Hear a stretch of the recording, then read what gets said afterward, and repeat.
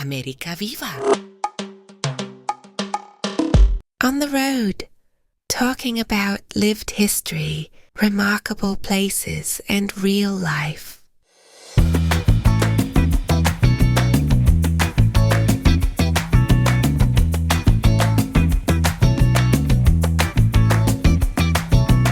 Hello, my name is Tom Noga. I am a reporter, filmmaker, explorer.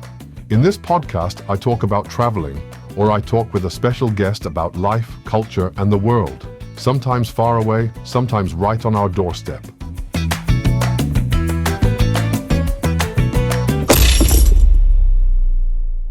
Today, we're taking a road trip on a legendary road, maybe the most legendary in the whole world.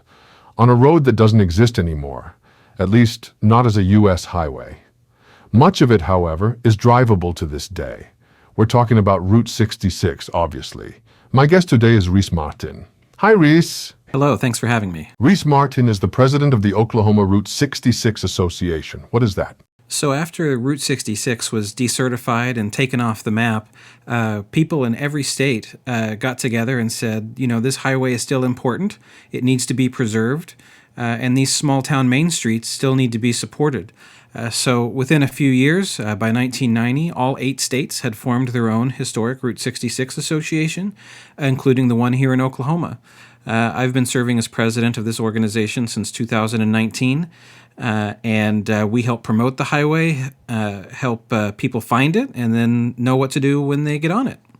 You live in Tulsa, were born and raised there. Route 66 runs through Tulsa. What is your personal connection with Route 66? Yeah, I was born and raised here in Tulsa, but, I never really thought about Route 66. It was just another street in the city.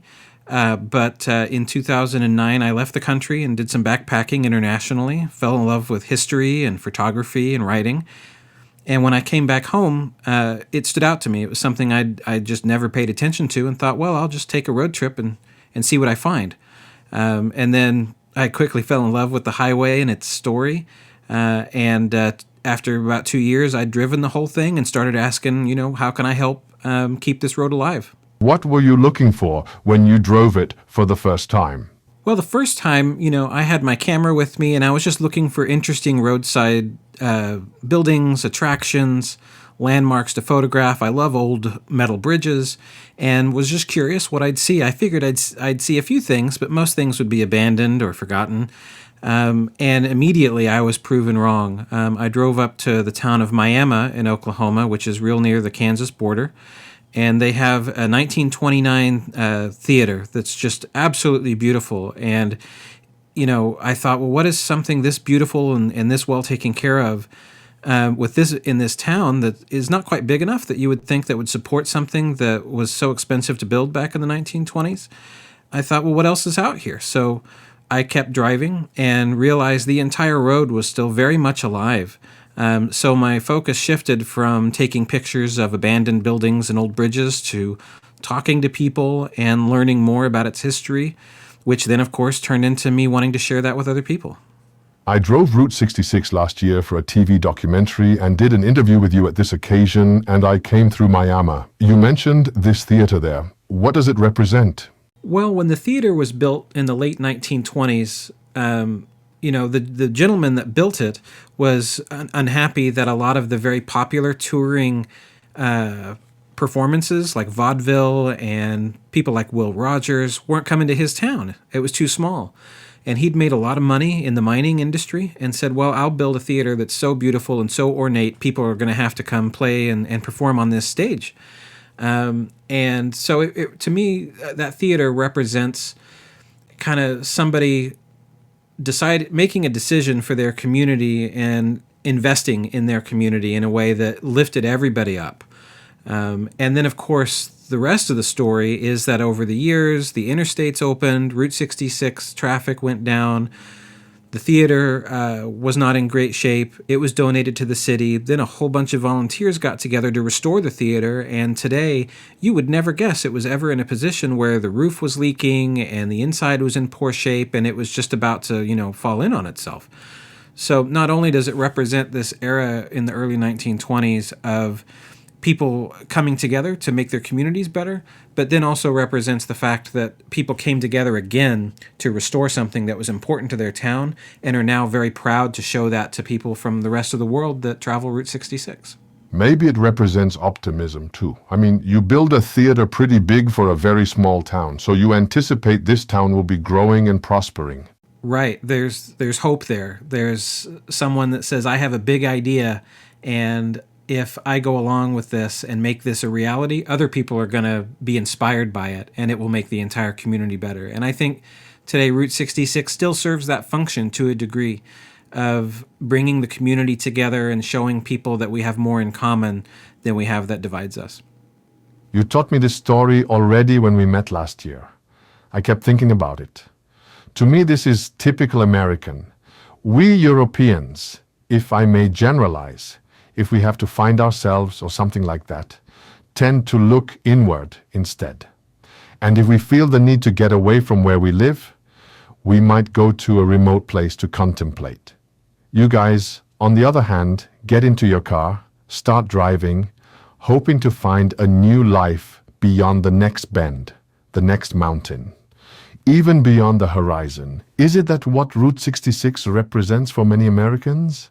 I think it does. You know, Route 66, as cliche as it sounds, has a representation of freedom, of the open road, of going where you want to go, and just discovering what's over the next hill. It's walking into a diner that's one of a kind and eating a meal that's either going to be the best food you've ever had, or something that you're going to regret going into. There's very few of that, but there's that chance. It's not something that's cookie cutter or generic that you can find in the next town. Same with the really quirky roadside attractions. Basically, it's one long highway of people that are being themselves. It's individuality. And for me, it encouraged me to be myself. Even though before I got into Route 66, I traveled around the world and backpacked. When I came home, I don't really say I found myself traveling. I just became more comfortable with who I already was. And Route 66 continues that journey for me and shows me that, the person that I am is okay. And there are other people out here that, reaffirm that every day I'm out on the road. Talking about the most terrible dinner you ever had. Actually, I had the most terrible dining experience of my whole life on Route 66. At a place called McLean in the Texas Panhandle. The restaurant that I usually go to in McLean is called the Red River Steakhouse, and it's on the edge of town by itself. But I can tell that at one time, a lot of the little downtown area had little restaurants and diners in there. Most of them are gone now. And like any other business, if you get a reputation for being inconsistent or unreliable, you're not going to last very long. We talked about the idea of leaving everything behind if things don't work at home. I suppose this dates back to the days of the colonies and the frontier. Am I right or am I wrong?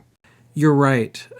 For pretty much all of American history, it's been punctuated by people that are seeking a better life somewhere else, or the challenge and the excitement of going someplace new to see how that might change your life. I mean, even with Route 66, the first thing that made it famous in newspapers and in pop culture was the immigration of people from the center of the country during the Dust Bowl and the Great Depression heading west to find a better life for themselves.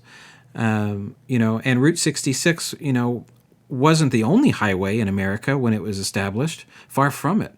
But it very quickly set itself apart as a road that represented bettering yourself, finding yourself, and looking for something that would make your life better. And even after World War II, and you had people that went out on vacation on Route 66, it still represented that idea that if I get in the car and I go somewhere new, I can reinvent myself. And that's still very attractive to people today. For those who don't know what the Dust Bowl was, we might have to explain it. Yeah, it was devastating. So in the 19-teens and 1920s in the center part of America, the simplest version is that certain crops were much more lucrative than others. So a lot of farmers would plant the same crops over and over again and tear out the natural grasses and the things that kept the ecosystem in balance. And so by the time you get into a severe drought in the late 1920s and then the 1930s, dust would literally blow everywhere because the crops were failing, and the ecosystem was out of balance. So people had to load everything they owned into their vehicles and go somewhere else. It was a huge ecological disaster that we're very lucky that we were able to recover from. And today in western Oklahoma, the Texas Panhandle, you can still see some evidence of old homesteads that were abandoned when they could no longer support people. But it was a major deal. About 400,000 people fled from Oklahoma and Kansas to California in those years, right? That's right. There was a book by John Steinbeck called The Grapes of Wrath that came out in the late 1930s, and then a film based on that book that is still such a great way for people that aren't familiar with the Dust Bowl and the refugee crisis that created to understand a little bit of what life was like then. Back in 2006, I also interviewed Shirley Mills. You know who she was? No. She was an actress, actually. She passed away a couple of years ago. When I interviewed her, she was an elderly lady already. She had been the little girl in the movie Grapes of Wrath, Ruthie, the youngest daughter of the Joad family. Ah, excellent. The interview touched me. When she talked about the Dust Bowl and the suffering of the people, she got so emotional about it, even 60 years after the film was made. There's a book I read last year called The Worst Hard Time that is an incredible telling of that story and the people that came together to reverse all of the damage that had been done. And it's impossible for me to really understand what it was like to be in a dust storm that was so bad that the static electricity would kill people. Like, it generated lightning. There was so much dirt in the air. It was just a really just devastating time in American history. Coming back to leaving one place to find something better somewhere else. How does America's manifest destiny play into that? The idea that Americans were destined to conquer the whole subcontinent, or at least break through to the Pacific? Well, so you have both good and bad that happened with the manifest destiny mindset. Of course, it encouraged pioneers to go into the frontier and make a place for themselves. It encouraged people to head west, and it gave people this sense of confidence that they were meant to be there, and that gives you energy when the environment may be working against you. Maybe it's a very difficult crossing, but if you have this feeling that this is something you're supposed to do, you're able to overcome so many obstacles. But on the flip side of that was very destructive to the Native American culture that was already here. Even in the Route 66 era, you had a lot of situations where Native American culture was misrepresented or taken advantage of because people were kind of in love with the idea of the romantic West and the old West as it was in Hollywood, not necessarily the real culture. In Oklahoma, Route 66 goes through 14 different tribal nations that all have their own histories and cultures and everything, and so things are better now than they were. You have a lot of places where people can learn about authentic Native American culture across the road, especially out west in New Mexico and Arizona. But that idea of manifest destiny and that America was supposed to reach from coast to coast, was good in some aspects and not in others. But it's where we are today.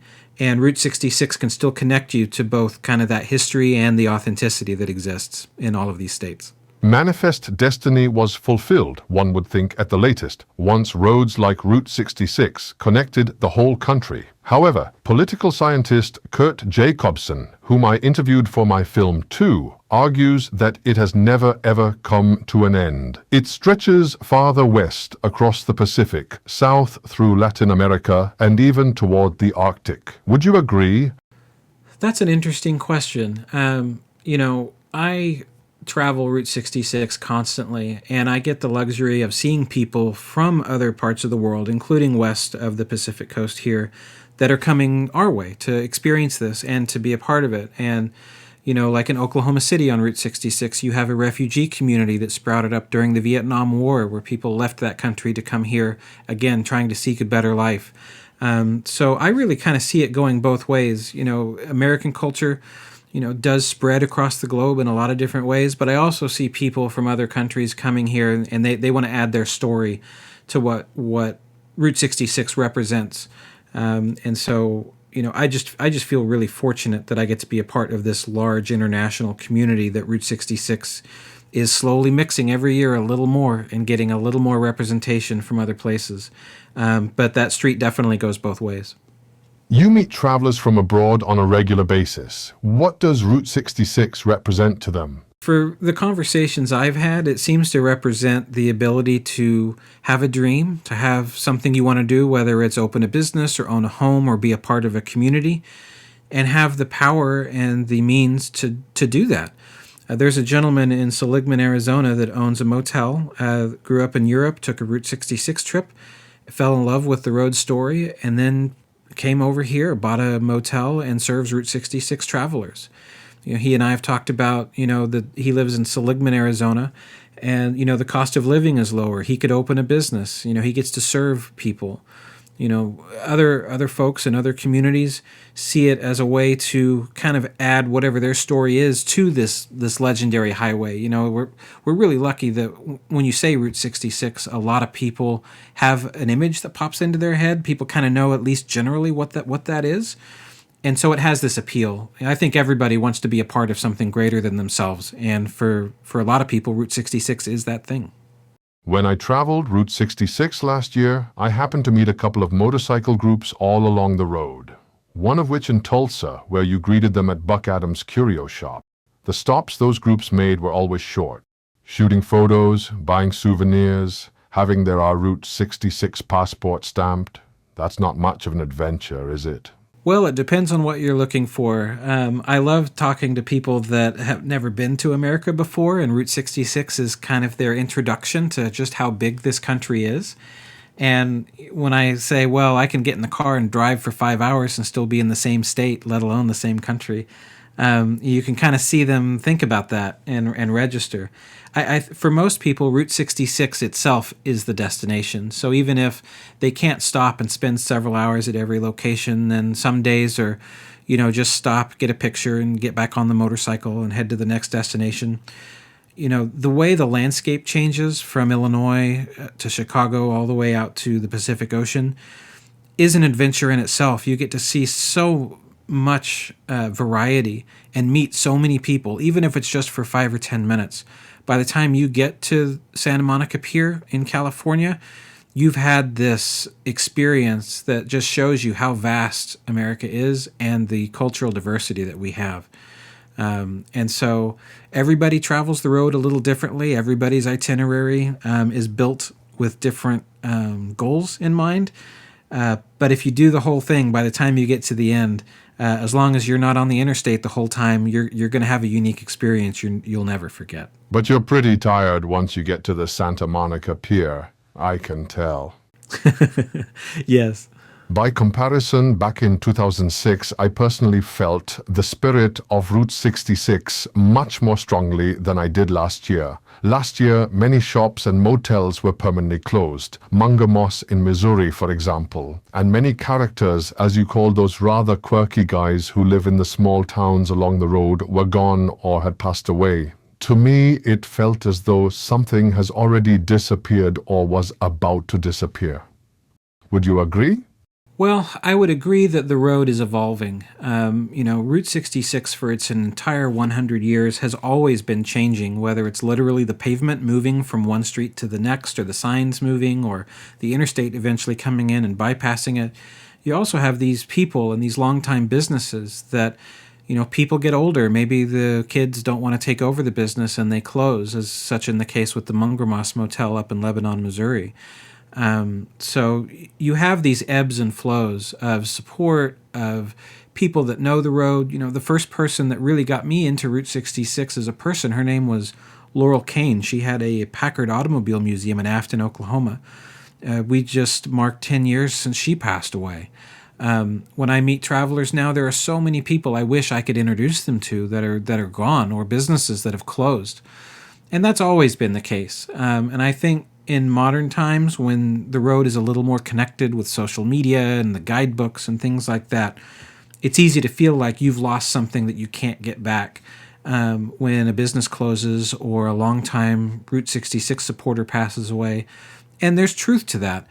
But you also have new people coming to the road that have been inspired by these people that are adding their story to it, like Mary Beth Babcock, who has Buck Adams that you mentioned earlier, or Sebastian de Border, the gentleman that owns the Aztec Motel out in Seligman, that are going to be the next generation's Route 66 personalities that they stop to visit with. I'm sure we're going to see another wave happen after the centennial. There have been so many people that have been really looking forward to the 2026 as 100 years, and they're probably going to take a step back afterwards because, you're tired after a long road trip. You're also tired after planning for a big celebration like this.